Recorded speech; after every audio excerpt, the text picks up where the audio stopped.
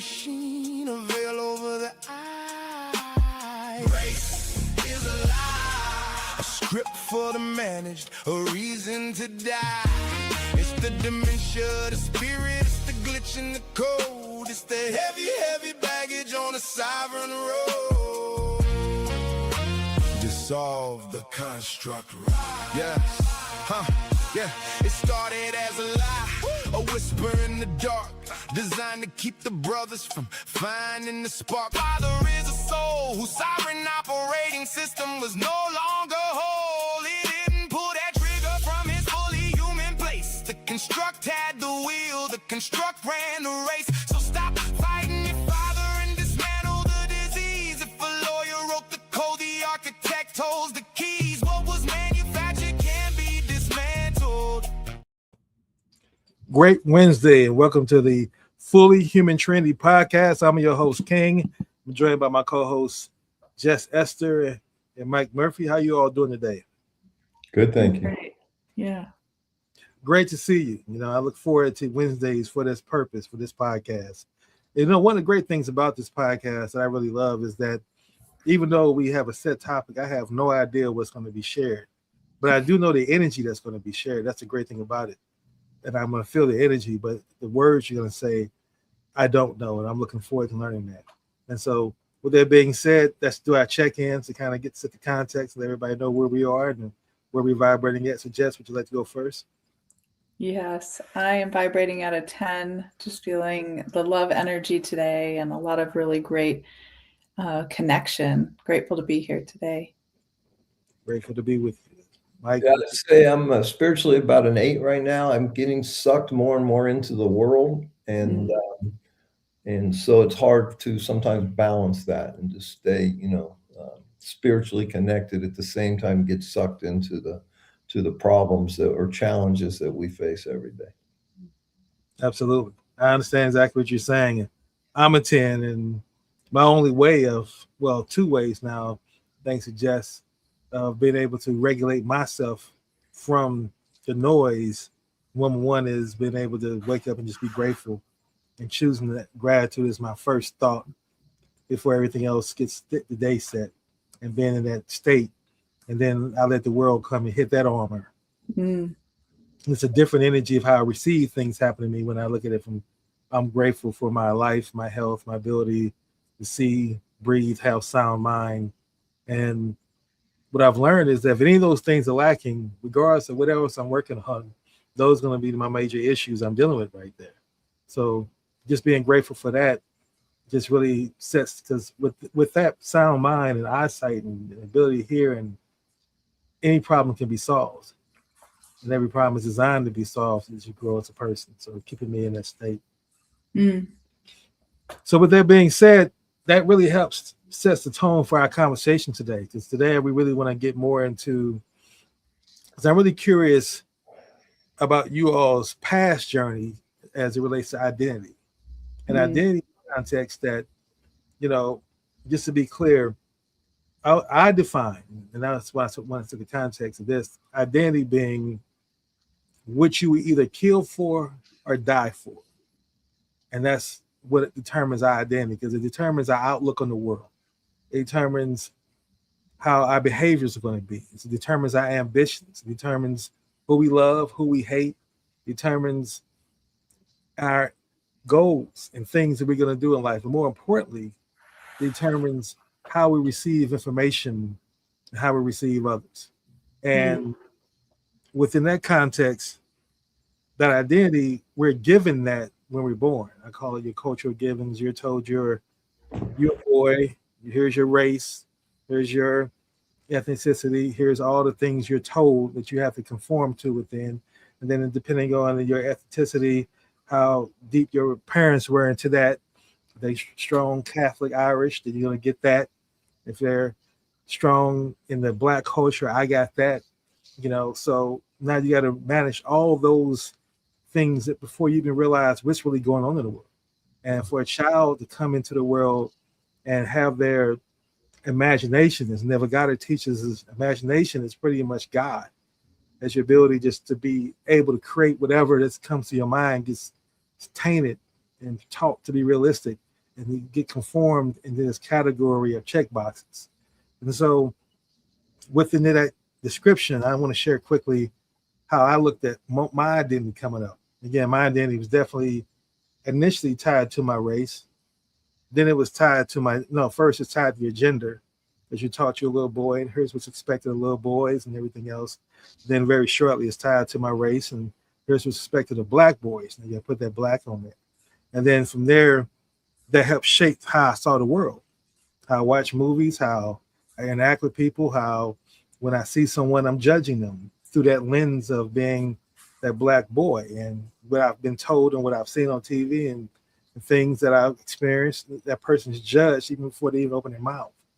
And I've learned now through life, and particularly going to Mountains of Hope, how identity can prohibit you from being able to experience some great things in the world. Fortunately for me, I chose to change my identity and be open-minded, and I've been able to build such a wonderful thing and movement that's happening with Jess and Mike here. So now within that context, I just want to give you all both an opportunity to, how do you all feel about identity as it relates to this conversation? And Mike, I want to go with you first, Mike, this time, because you mentioned you were 8 because of what's happening in the world.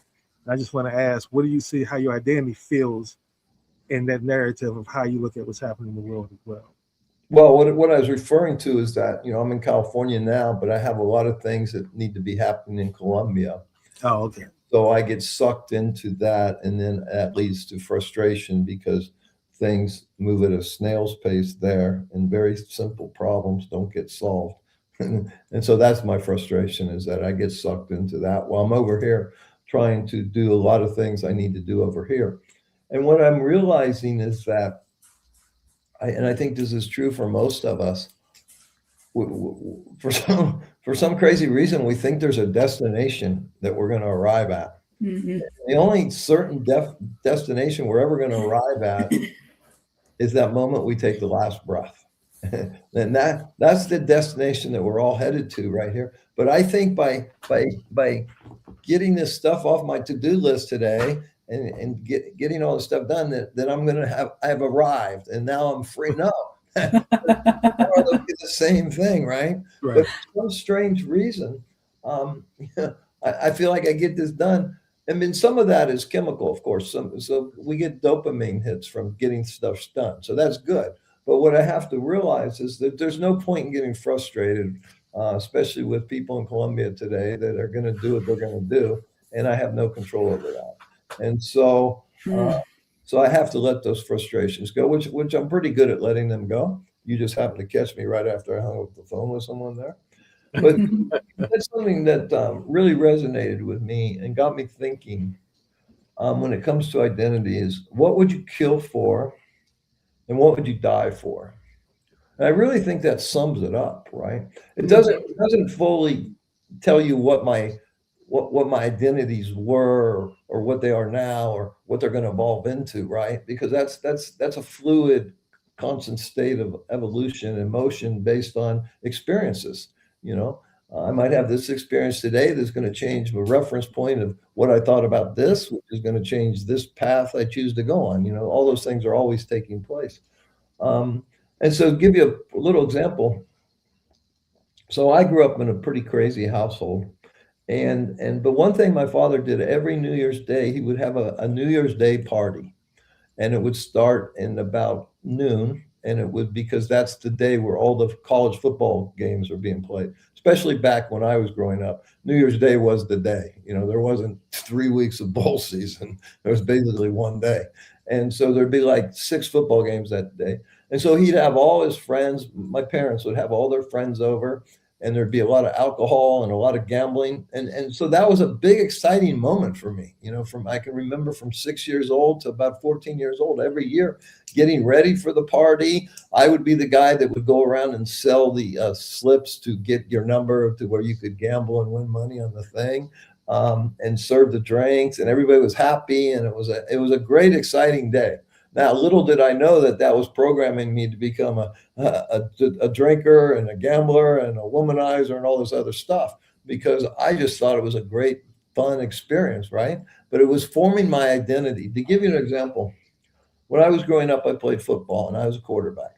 And so when I was younger, my idol, the quarterback that I wanted to be like, was a guy by the name of Johnny Unitas. Johnny Unitas was a very strong, very, very probably religious guy, very honest guy, family guy. And so that's who I aspired to be, right? Now, as I got older and I discovered alcohol and I discovered women, okay, that I now changed my quarterback from Johnny Unitas to a guy named Joe Namath, who was also called Broadway Joe, that drank in the bars and he wanted his Johnny Walker black and his women blonde. Okay. So that became my new identity. And so there I started chasing, instead of chasing good, wholesome stuff, I started chasing stuff that would lead to problems and things like that. So we're subject to our programming. I still deal with some of this childhood programming today, decades later. So because it's deeply ingrained into our subconscious mind. And until we shine light on it and see it and identify it, and then even then, we still need to want to change it. Okay. Once we get to that point, then we can change and become anything we want. The beautiful thing is that we can make our identity anything we want. Okay. And once we change our identity, we change everything.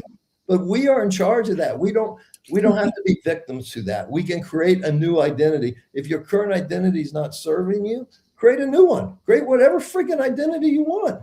You have that power. You have that right. You have that sovereignty. So, but what you said was, what would you kill for? So that got me thinking. And there's only one thing I would kill for is my family. And that is such a huge part of my identity. And I can look at, just how important that is to me. So I would kill for my family. And what would I die for? There's really only one thing I would die for. Of course, I would die for my family. But for me personally, what would I die for? I would die for my integrity. I would die for my soul, for my essence, who I truly am. That's the only thing that I would die for, is if I had to give that up, if I had to surrender that, because I can't surrender that, because that's my eternal truth. And so my integrity, my connection to source, my commitment to my soul and to my spirit, that's all there is. That's the only reality happening in my life. If I really get quiet and honest with everything, all this other stuff is just bullshit and noise, right? The truth is, who am I and how can I be true to myself and myself? And the more that I truly know myself and embrace myself, the more that I love myself. And the more that I love myself, the more free I've become.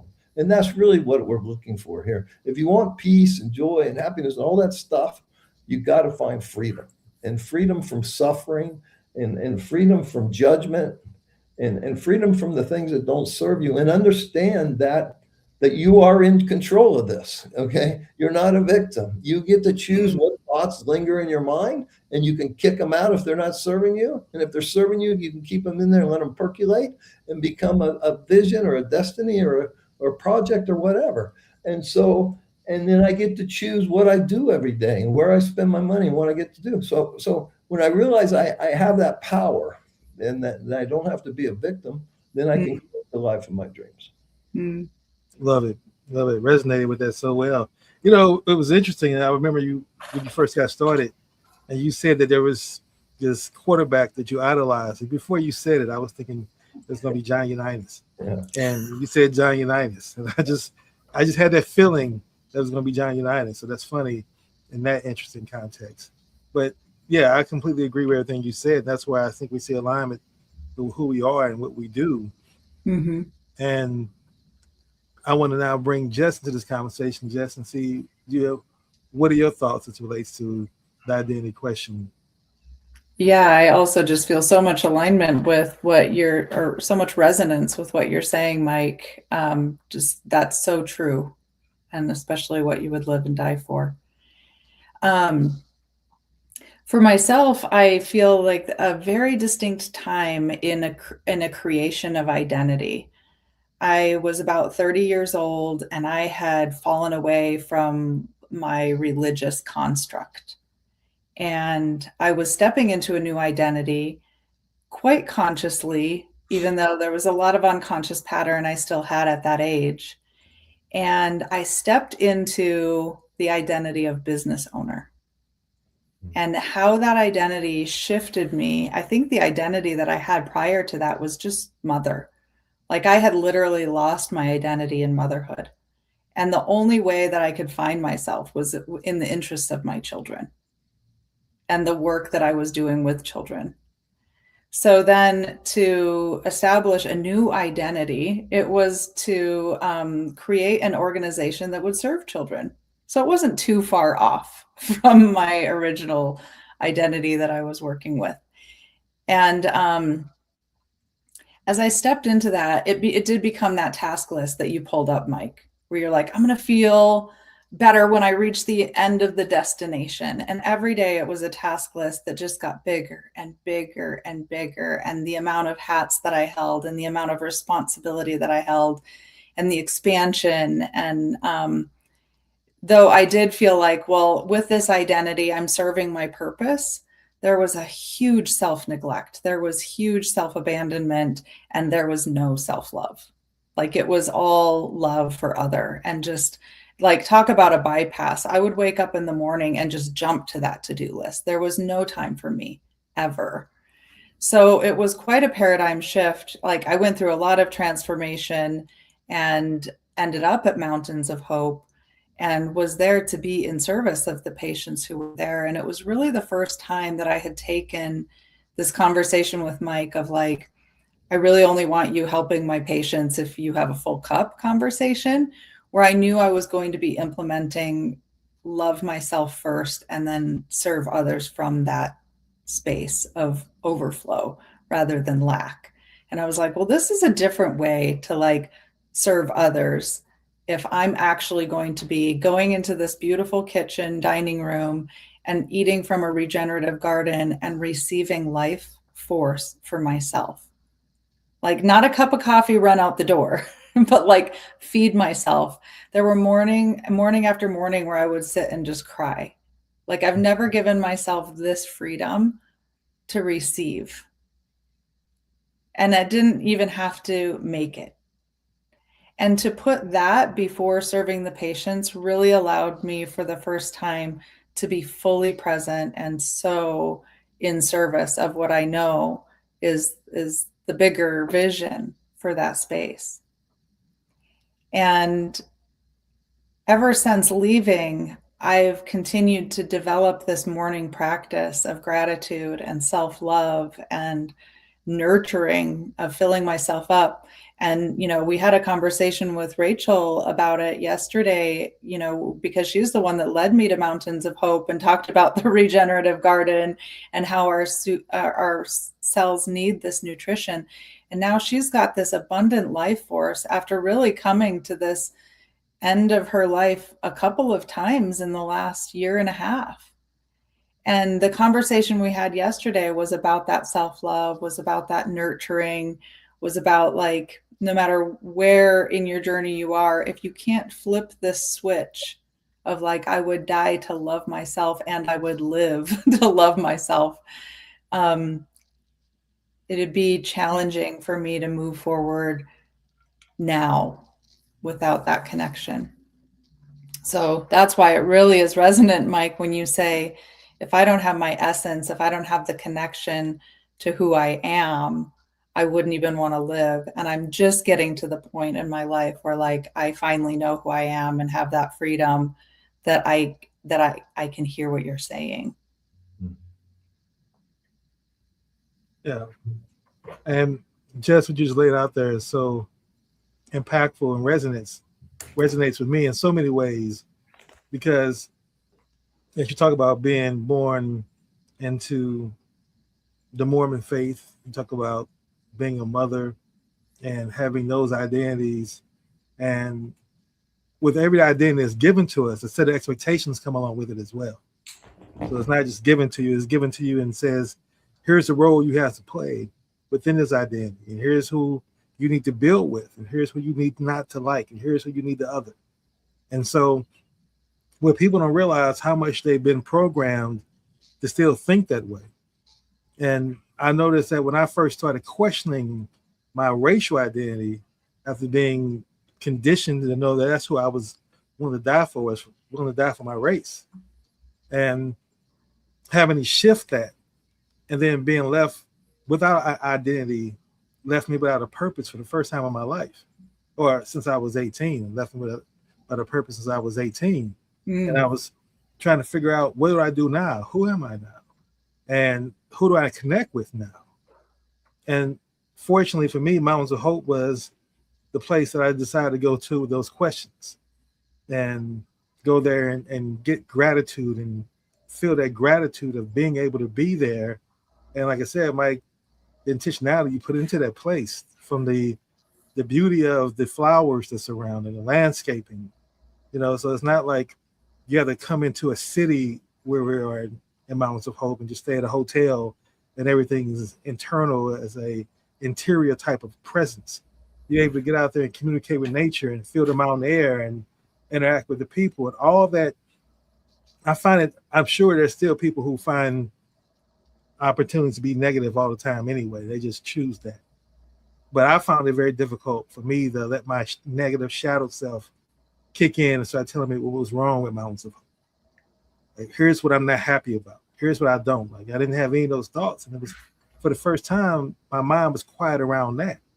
And I was open to just experiencing eating food that looked picturesque. Do I really want to eat this, or I want to take a picture of this? And you eat it, and then you enjoy it. And then everybody else is having that same thought.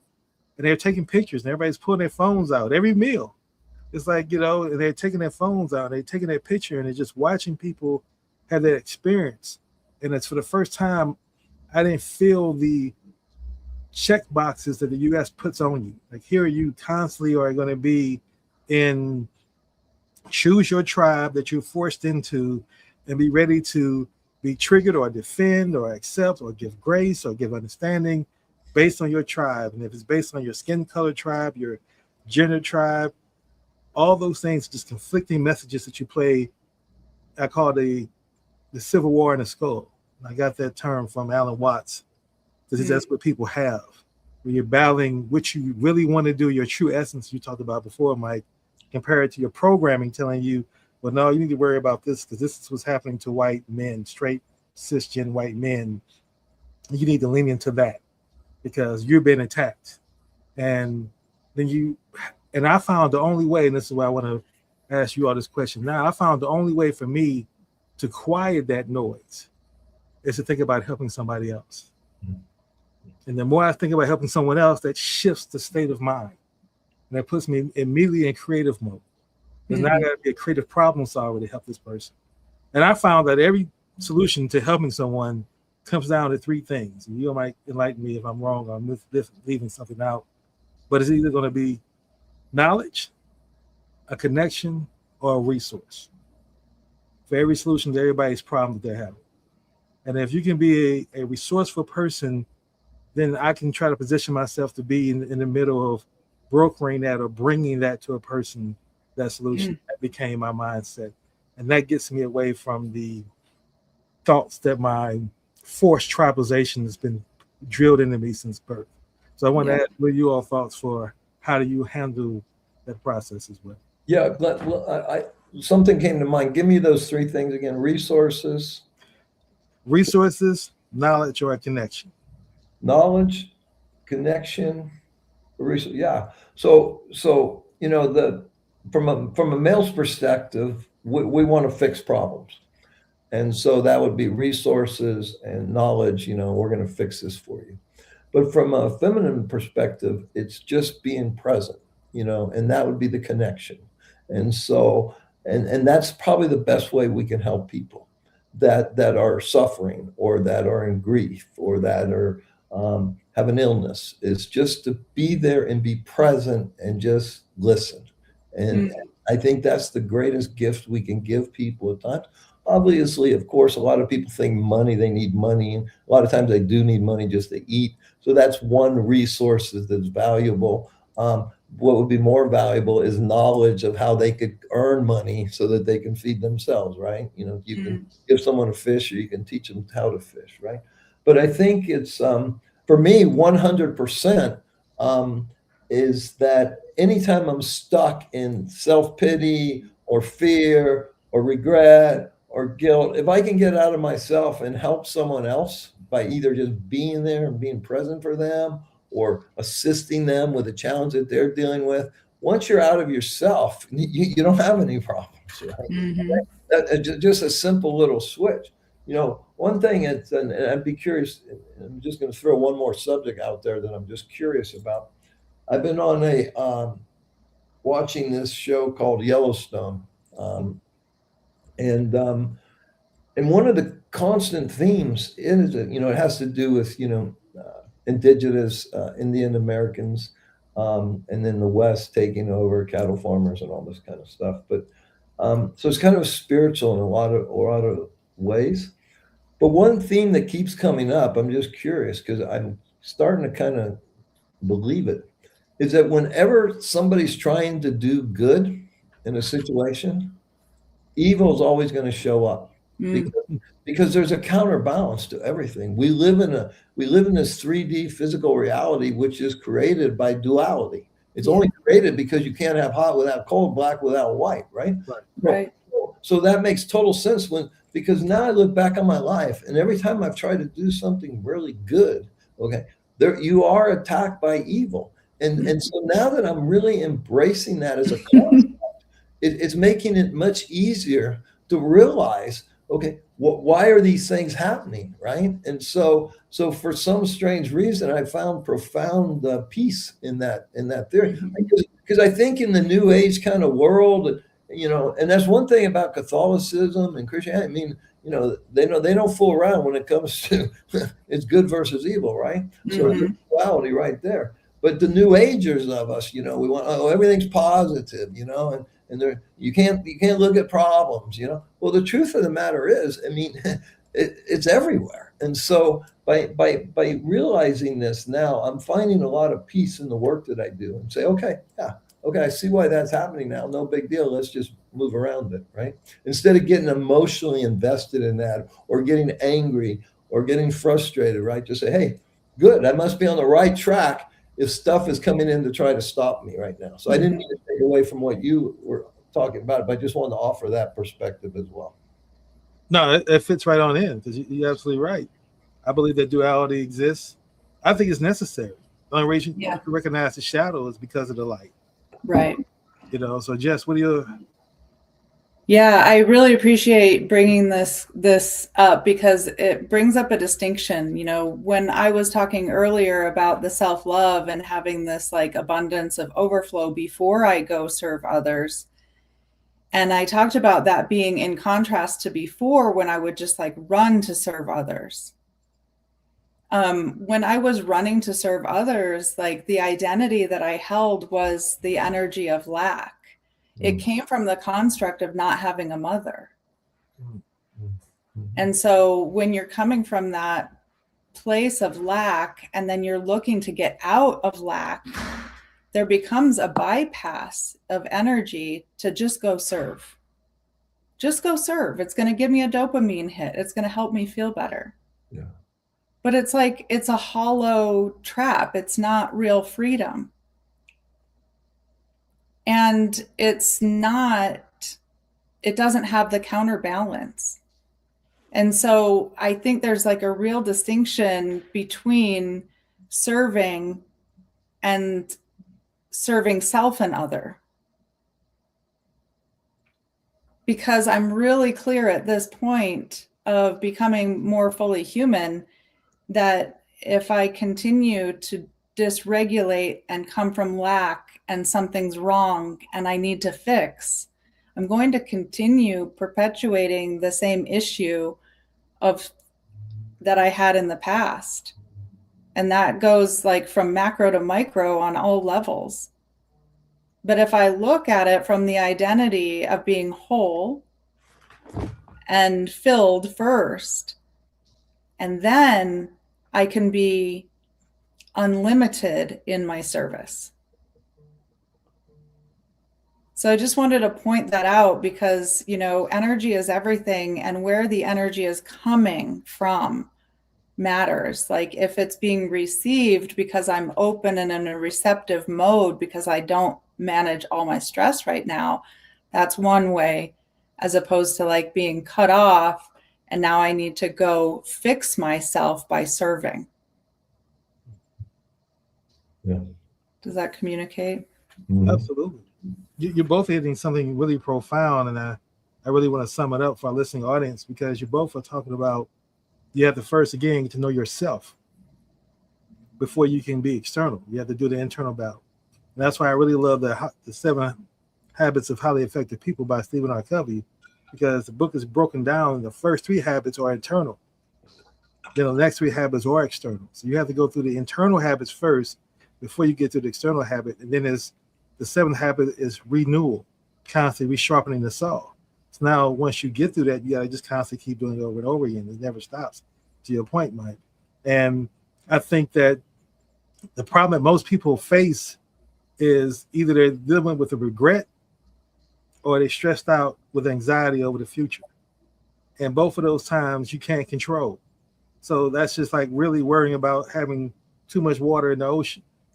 And what you think about it, there's so much water in the ocean, someone needs to do something about this. And a person just saying that literally every day, you have to question what's your sanity. But that's what people who focus so much on the future, and the future doesn't exist. You can plan as much as you want to say, well, here's what I'm going to do tomorrow. But if tonight you wake up and your back's hurting and you can't get up and go do something, then you can't do that tomorrow. And it's just that simple. And so he talks about how you have to dance with the universe, Alan Watts says. He says, humans are the only people who think that the world should act the way they want it to act. And then you get upset because it doesn't. Like, who are you to have the world act the way you want it to act? The world is going to be the world. You have to dance with the world instead of fight and complain about the world or wish and hope that these things don't happen. They're going to happen. That's what life is. Someone's going to make a mistake. Someone's going to drink too much and cause an accident. How do you respond to that moment? And being the observer in that moment to help you say, I'm triggered. My natural thought would be to do this, but I caught myself. I'm going to choose to do this instead. And then the more you can do that, to me, is how you build your self-mastery. Mm-hmm. And that now becomes the quest of someone who is really growth-minded. Because I'm always looking at my prayer every day. I pray for is I want to be a more kinder, smarter, and wiser person tomorrow than I was today. Yeah. Right? Because I know I haven't, and I'm never going to receive or achieve perfection, and I don't want to. Because then it gets boring. Like if you knew what was going to happen tomorrow, how interested would you be getting out of bed? It's an unknown that keeps us intrigued. Oh, something I can meet someone new today. I can learn something new today. And so with that being said, and that's why I think identity plays a role in there as well, because as I talk to people who, and I'm not going to just pick out any particular religious dogma, but all the ones who identify by that, their religious teaches them that they can't accept or believe something. They can't connect with somebody because they're supposed to hate that person. You know, what people don't really think about anymore is when you identify by that, you got to understand what is the other person that you're sharing that with, how do they receive that? So if you tell somebody I'm a Christian, in your mind, you might have a great idea of what a Christian does and what Christians do. In the other person's mind, they're thinking like, well, all the Christians I met are evil, they're hurtful. So I take it as an insult that you're a Christian, right? Or a Muslim or a Jew or whatever it is your religious dogma is. And just being aware now, that's the next question I want to ask. Self-awareness becomes such a huge part of being able to be of service, to connect, to grow. What are some of the ways and practices that you all both do to help make sure your self-awareness, your actions, your impact in your community, your environment, your family, you are being mindful of that?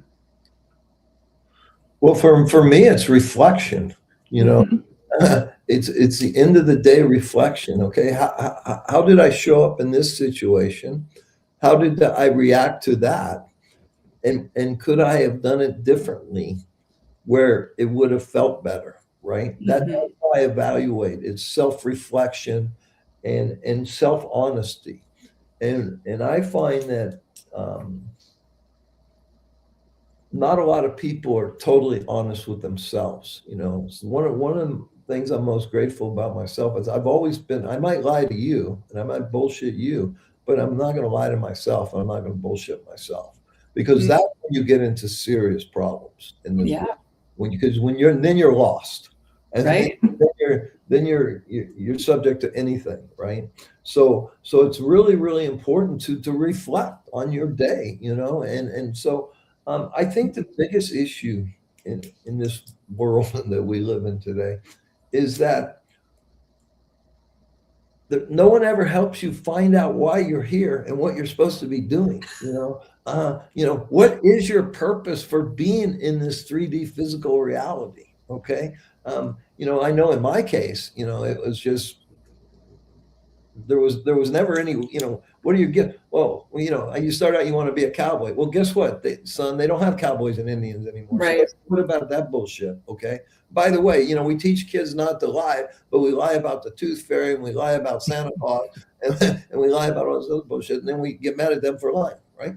So I think we need to do a better job of educating our children and helping them find their way. What is their gift? We all show up with a unique. Yes. But so many people struggle. I don't know what I want to be. I mean, I know I went through that forever. What do I want to be? And then pretty soon you're forced to be something because you've accumulated all this debt or these children or whatever, and now you're in prison, right? And that could have all been avoided with good parenting and good education. But we put everybody in the same freaking box, okay? You go to the kindergarten, you go to the first grade, you learn how to talk, you learn how to write, you learn how to add and subtract, and then geometry and calculus and all this other bullshit, right? That most people are never, ever going to use. But let's say, okay, like I have a little 2.5-year-old grandson right now. And so this kid loves to dance. Now, I promise you, his dad is going to want to get him into golf and get him into baseball. And I'm saying, screw that. This kid has a gift. He lights up the room when he's dancing, okay? Let's get him a guitar and let's get him some drums and let's teach him how to dance. Let's feed his gift. Now, if that is down the way, then we'll change it, right? Yes. But let's focus on the gifts that they show up with and let's help them develop that. But, as parents, like my dad was a professional baseball player. He wanted to call me Mickey Mantle Murphy. Okay. My mother didn't allow that. Right. but, and it turns out I love baseball, but I was never given that choice. I love music, but I was never given that choice. Right. And so, but more importantly, I was never taught anything about real life. I was never taught anything about myself. We don't teach people about sexuality. What's more important than sex, right? Do we teach people this? No. Do we teach the sacredness of it? No. And so now everybody's messed up there. And that's probably one of the biggest dilemmas in the world today is people are all messed up when it comes with their own sexual identity and how to show up with that. How many marriages today are sexless, right? Because we lost touch, because we've created all this warped bullshit around it, because no one ever tells us the truth. In fact, they tell us the opposite of the truth so that they control us and they can monetize us and all this other bullshit, right? So I really think it's for the hope for humanity, and I think there's a lot of hope for humanity as we see things crumbling, the old way of life crumbling, and we're going into a new consciousness. And I believe we're going from a masculine energy into a feminine energy, which is going to make so much easier life. But in the meantime, there's a struggle as we make this transition. So we have to prepare for the struggle. But I believe that we're going to come out the other side where we're going to start teaching our children and nurturing our children and holding our children. I mean, instead of all this other craziness that's going on around children right now. And that will start to heal humanity. Yes. Well, now you know why I opened up the organization for children. Yeah. And more meaningful than that, the children who didn't fit in boxes, the children who are on the spectrum. And they're probably more evolved than any and all of us. Okay. More gifted than any neurotypical mind. But they can't function in this world. So that's why there's a way to bring those gifts out of children without putting poison in them and breaking something to where that's the only thing that shines through, right? We need to bring those gifts out without doing damage to the entire organism. That's right. Absolutely. Jess, do you want to comment on there before I go into I mean, it's such a mic drop. Thanks for being a mic and dropping the mic. You're singing praises to my soul right now of the importance of why we're doing this work. Absolutely. I completely concur. And Mike, you teed up something there that helped me really realize what's the frequency signal I want to play today. That was really conflicting. And you said there, what you said in the last part there about raising the consciousness. Again, getting to a different level. Again, elevating, growth-minded, emerging. That's a common thread I keep hearing and thinking about. And that's exactly what my mind is how do I continue to emerge? So that I want to make sure that the world knew I was here, right? And in doing so, the question became, how do I achieve higher consciousness? What are some of the ways I got to begin to think about what practices and protocols and rituals that I need to do on a daily basis to make that happen? And so in order to do that, I create a frequency signal that helps remind me that I want to share that with you all. And it's called higher consciousness. This is not music. This is a frequency signal. AI is the instrument, king.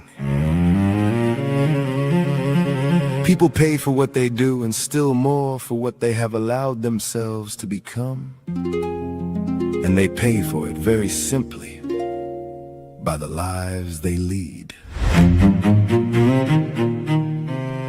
James Baldwin.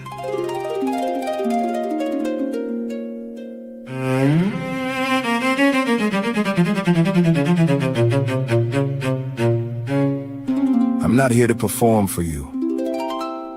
I'm here to remind you of what you forgot. And forgetting is the oldest crime.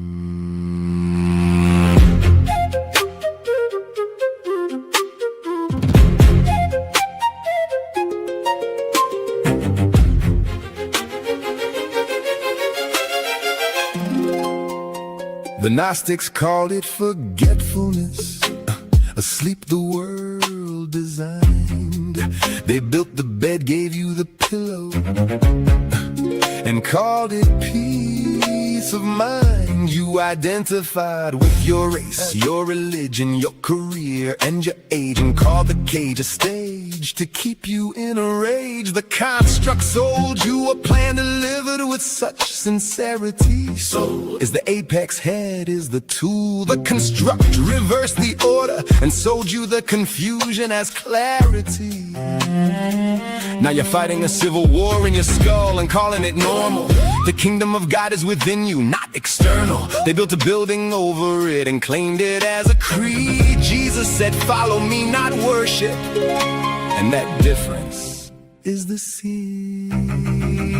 This is not advice, a cool saying or fake news. this is you entering A seeking mode, given the construct the blues. Within that silence you stop conforming and start living within your divine essence, and focus on the present in order to win. Higher consciousness you must seek within. higher consciousness, Higher consciousness, higher consciousness. the answer to salvation is the ultimate win. Your divinity comes from a higher state. The package was never lost, just mislabeled as external. Once you connect to the true one source, you To become eternal. 8 words to recalibrate: love, faith, patience, forgiveness, serving gratitude, generative oneness. Oneness with the universal energy. A frequency so divine it lifts you permanently. The pattern must be repeated, dawn and dark, for the soul to restore. Pick up the cross as a form of frequency, not as folklore. I know that we that all possess that divine spark, shining full and bright to finally lead us out of the dark. Carl Jung mapped the shadow, because the inner work can't be outsourced or purchased or externally achieved. If the truth was never outside you, why were you told to believe the most dangerous lies? The one dressed up in answered prayer, a package is blessing or to something rare. Stop searching, start observing. The answer was watching you look. The construct can't tax what it can't name, and that's the page they removed from the book. Your energy is draining at an alarming rate, and silence is costing you anxiety, depression, the shadow giving orders, and you think it's you. Reset, reclaim, recalibrate, not in weakness, in architecture. The truth is not kind about timing, it's simply your eyes before the vulture. You are not your name, not your race, not the war in the skull. You are the awareness underneath the observer, the one the construct never got a receipt for. The pleroma, the fullness is not the destination you earn. It is your original frequency, the one the construct spent centuries making you unlearn. But your soul knows, and the song's rhythm and melody is flowing directly to soul, to your heart, to your body. Higher consciousness dissolves the construct moment you decide to take a stand. The most expensive performance in history is living someone else's plan. Higher consciousness. Higher consciousness. Higher consciousness. The answer to salvation is the ultimate win. Love, faith, patience, Forgiveness, serving gratitude. generative oneness, oneness with the universal energy of free. Frequency so divine. It lifts you permanently. Say those 8 words before it gets too late. Before your spirit leaves this land without knowing its own weight. Recalibrate. Frequency alignment. Dissolve the construct. You were never lost. You were only sleeping. And sleep is not a verdict. This is what it means to be fully human. Ancestors. I'm broadcasting my signal. Ancestors. MBOP, Oruko We call your names. MBOP, Oruko. Are you picking up?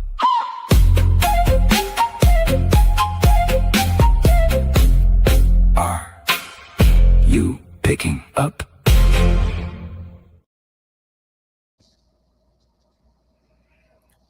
Wow.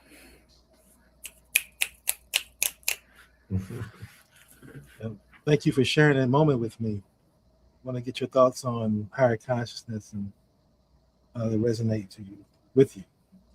Well, in the beginning of that song, you call these songs? Yes. Frequency systems, actually. I'm sorry. They talk about forgetfulness, you know, how there was a page missing from the book and they kind of put us to sleep. And I think that goes to what I was speaking about earlier. Not only for, we're never remember why we even came here. So of course we're going to be in a state of forgetfulness. And I think, you know, for some reason people want an easy life. And I don't think an easy life, this wasn't designed to be easy. This was designed to be work. And we're to show up and work.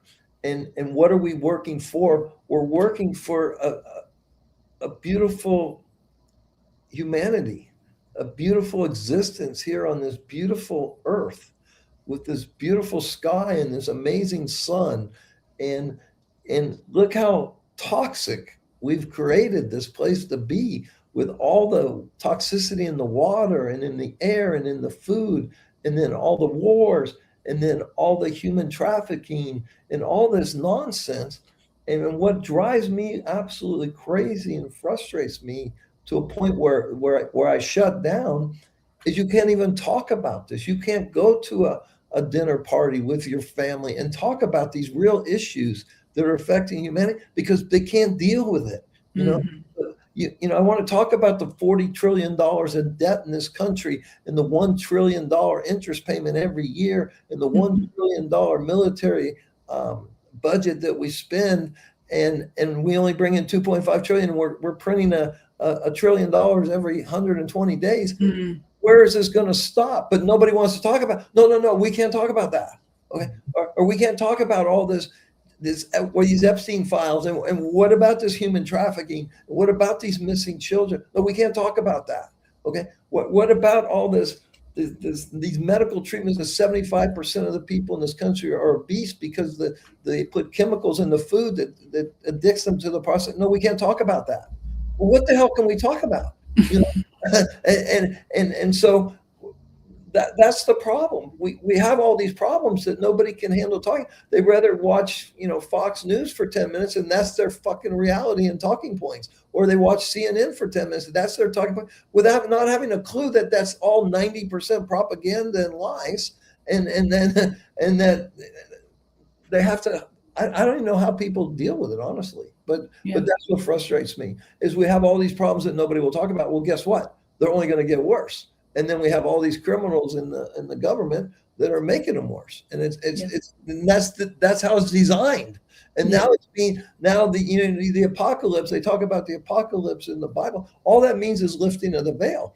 So it's like the Wizard of Oz right now. They're lifting the veil and we're seeing it as just a freaking clown show, right? Yeah. But we can't talk about that either. And so what are we doing? We're just going to wait and just leave our body and leave shit for our kids and our grandkids? Because that's what's happening. So that's what drives me and motivates me is to let's just find something we can do to make the world a little better place. And when we take that last breath, we got out here and say, hey, because of this work over here, the place is a little better. And that's all we can do. Yeah, absolutely. Yeah, I think you're definitely hitting a solid point in identity as well. Because when we can reinvent our identity and we can create ourselves as fully human, then we can be present to that conversation.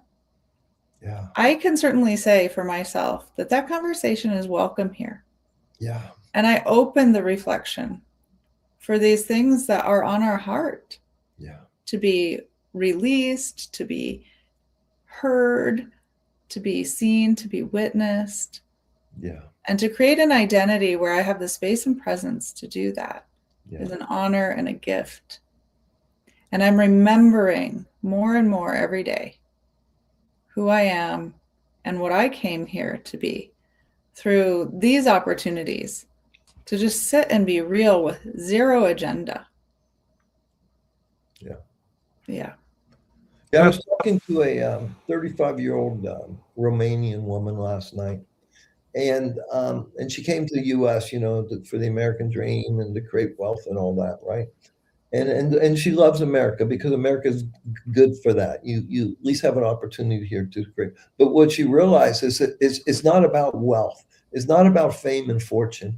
It's about a modest, simple life, friends and family of love, compassion, and joy, and community. And for some reason, we're all chasing a bigger house and a bigger car, a nicer car. And believe me, from someone that's lived that life and have chased those things, that is not the answer to happiness, not even close.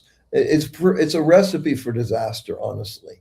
And until we come home to ourselves and we realize who we are, what we're here, and that there's a whole bigger picture here than this little 3D physical reality here, because we're spirit, we are eternal, timeless consciousness. And when we tap into that energy and you realize that I don't need a mansion, I don't need fame on Instagram or wherever you're going to find it, and it's just the simple little things in life that will bring you the real pure joy. It's guilt free. It's free. It's just pure joy in living and being present. And there's a price to pay for everything. And so while we're chasing wealth or we're chasing things, you have to sell your soul in different ways to get these things, right? And it's just not worth it. Simplicity is the key to life. Yeah, I think I just want to piggyback off something you said earlier, like that work is hard. Like doing the task list is hard, but life is not hard. Like life is really, really simple. And the more simplified we can create it, the more authentic we can be. But it still requires work. And it still requires work. We still got to get off our ass. And let's say, we need a fire. We got to go get the wood. Okay. We got to go through the forest, and there might be dangerous things in the woods, and we have to get the wood and we have to bring it home. We have to create warmth for our family, or we have to go get the food. Now it's a little easier today. It's ridiculous now today, because I just pick up my phone and I go to DoorDash. I mean, it's insane, right? So, but the truth is, we're designed to go out and work and for our food and for our shelter and for our water, and that's it. But we do have to work. Yeah.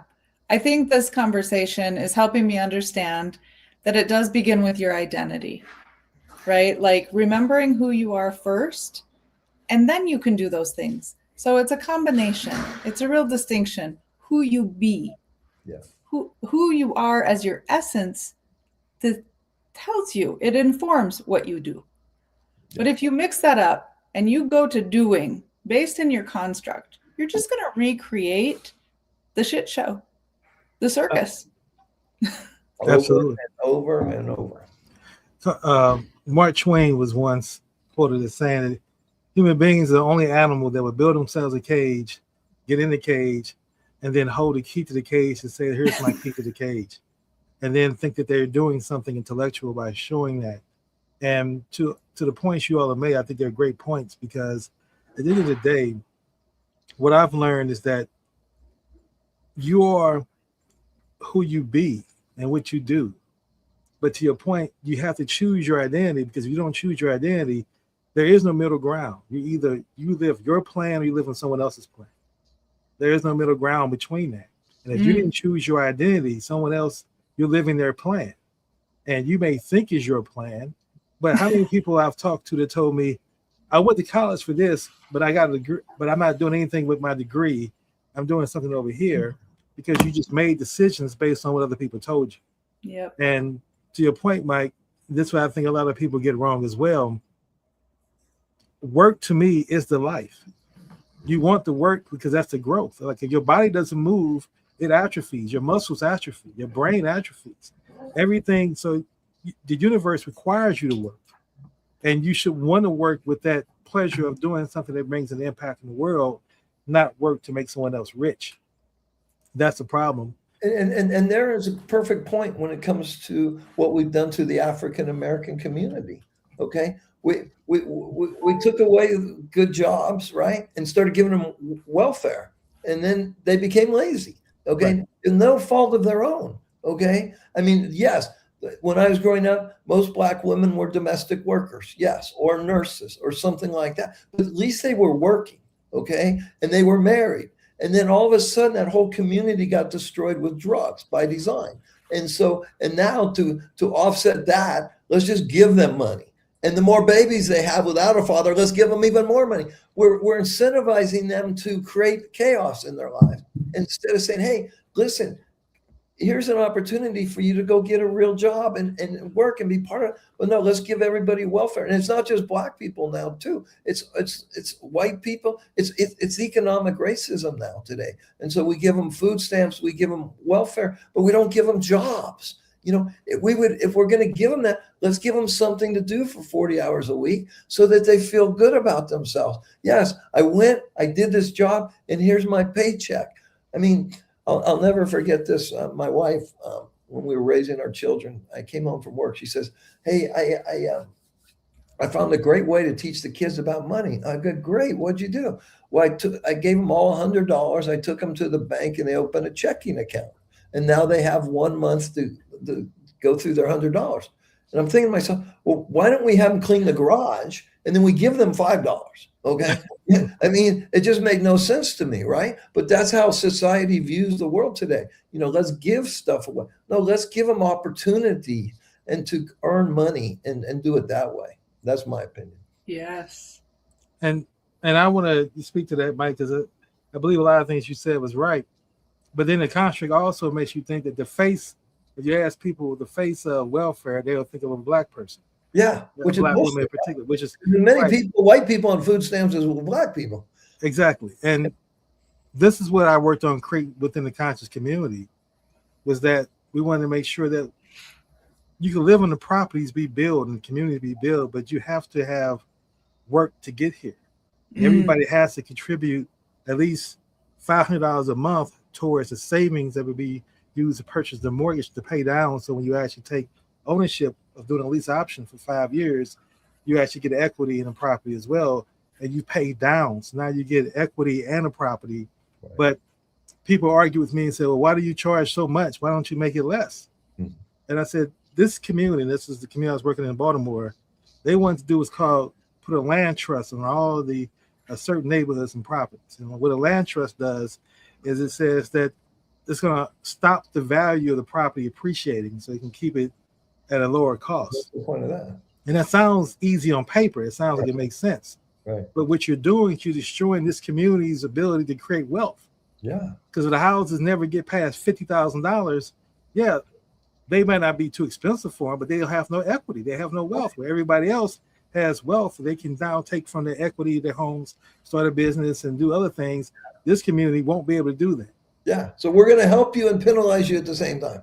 Exactly. And that's because you have people who, community people, I believe, who have great intentions, but don't really understand No how common finances sense. work. Great intentions with no common sense. And not having understand how the financial models work. And then the financial model, folks who understand how it works don't have the empathy for the community. There you And go. so those two people are disconnected. And I think that's where we are building within the Fully Human movement, is to build a bridge between the ones who really get both areas. And Yeah. say that capital can be used for good, not just an extraction. Yeah. Amen. And I want to get my end on this quote and give each of you all a chance to say your final lines. And Jess, you've heard me say this on other podcasts as well, but it's something that I found to be very profound. And Alan Watts said this question. He said, what is rich really? Does rich mean having more than others or having the need for less? Because a person can live in a one-bedroom apartment and have an abundance mindset of what he's doing with his heart and have a better happiness of life than a man who lives in a mansion who feels that everybody's trying to take his money, stays paranoid, and now lives in a world of constant lack and fear. Yeah. So which one is rich? It's a need for less. I mean, Yeah. that's the wealth. That's rich. Okay. Yeah. Where you don't need anything to be rich. You Yeah. are rich just You're by already rich. You're already valuable. yeah. And believe me, I've chased all the shit there is to chase in life. Okay. and I've succeeded, right? And it's not worth it. I'm telling you right now, it's not going to fulfill you. And none of us are taking this shit with us. Okay. Right. When You we got to leave it anyway, right? leave this body, it's all being left behind. And think of all the time and energy, stress, Yeah. and things that don't serve us or others that we do to get this shit, right? Yeah. And it's insane. But that's the way the world is right now. That's what's changing. That's what's shifting. Yeah. Right. Because listen, right now, the rich are becoming richer and richer by the second, and the middle class is shrinking by the second, and the Right. poor are becoming more and more poor. That will break. That always Yeah. breaks, and Yeah. it's getting ready to break right now. Then there'll be some chaos, and then let's usher in a better way to live. Yeah. Well, I declare it broken. And I also have the solution. Like, I'm really sitting in this experience today of being in the materialistic, driven, gaining process that actually was a drain, like a real emotional drain on my soul, and stepping out of that, like choosing not to stay in it, choosing to come detox myself at Mountains of Hope, choosing a different path for myself where I could be regulated and in the spirit of love, has allowed me to completely like revamp so much financial lag that was in the wrong direction to then repurpose it in a direction that can become regenerative and actually serve a much wider population of people. Absolutely. Absolutely. I just want to close on this. And if you all have any other closing thoughts, please feel free to share. So I don't want to cut anyone else if you have something in your heart to share. But I do want to add these two things. When you talk about identity again, I remember when I was coming up, I went from making $19,000 a year at 19 to getting the computers and really mastering it, really learning it and studying it. So I was able to navigate. So in 3 years, I went from making 19,000 to 119,000 from different jobs I was able to jump to and opportunities I was able to get. And no one told me about financial literacy. So I thought when I was at 19, this is the kind of car I drive. Then when I make $60,000, I'm supposed to drive this kind of car and live in this kind of neighborhood. And then when I make $120,000, this is the car I drive. So I'm getting more and more in debt and not saving a difference at all because I don't know anything about it. And coming from a community where no one else was financially literate, there was no one else who can walk me through, this is what you're going to need to do. So you're going to make mistakes with money because everybody's telling you this is what you're supposed to buy. And then my culture had a hip hop music, everything was about buying gaudy, big things. So of course that desire is there as well. And I mentioned that because the financial debt that put me in took me years to get out of because of all the material things I had that depreciated in value, that I gave value to believing that that was what was considered to be successful. And then I want to address this part with you as well, Jess, when you talk about the fact of the children. So this is why it's so important to teach children this financial education. Yeah. The question becomes, would you rather have, and this is a question I used to always ask people when I did financial literacy later on when I learned, would you rather have a $500 wallet or a dollar wallet with $500 in it? Right? And most people, logically, they'll say they'd rather have a dollar wallet, but their actions don't show that. Because I would always ask people, can you show me that you have more in your wallet than what it costs? Right? And these are communities where people will have these nice material things, but then not have any money in the bank because they didn't understand that you have to prepare down the road. So I just want to make people understand that this is where we're going with this conversation. So we're looking for solutions. As you said, the solution is showing and caring, but also having the discernment to make sure that we're caring only for deserving souls. Because serving the wrong people drains your energy. But serving others who appreciate it and then impact others are increase. And I just want to leave our listening audience with that thought as we wrap up today's show of the Fully Human Trinity. And again, look at your identity and ask yourself, what is the value of the identity you've chosen and what is it doing for you? Does it make you a more peaceful person, a more loving person? And more importantly, does it make you a better person?